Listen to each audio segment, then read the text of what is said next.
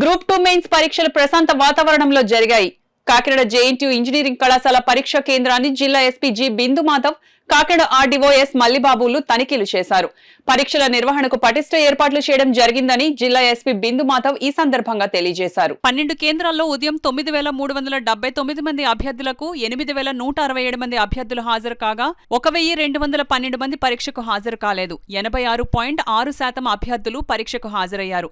మధ్యాహ్నం 9379 అభ్యర్థులకు గాను 8163 మంది అభ్యర్థులు పరీక్షకు హాజరు కాగా 1216 మంది అభ్యర్థులు పరీక్షకు హాజరు కాలేదు. 85.94% అభ్యర్థులు పరీక్షకు హాజరయ్యారు.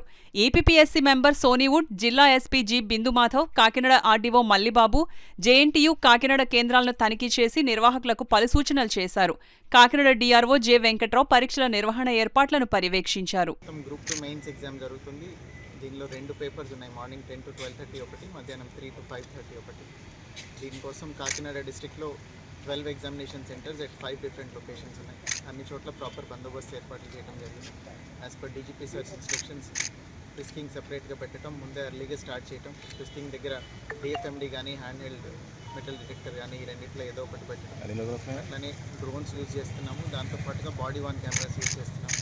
అన్ని ఎగ్జామినేషన్ సెంటర్లోనూ స్టాటిక్ బందోబస్తుతో పాటు నియర్ బై మూవింగ్ పార్టీస్ కూడా పెట్టడం జరిగింది. ఏదైనా ఇష్యూ ఉంటే వెంటనే అక్కడ అటెండ్ అవ్వడానికి దగ్గరలో 2-3 టీమ్స్ పెట్టుకున్నాము. సో అన్ని చోట్ల ఏ రకమైన ఇబ్బంది లేకుండా ఎగ్జామ్ ప్రశాంతంగా జరిగేలాగా అన్ని చర్యలు తీసుకున్నాం.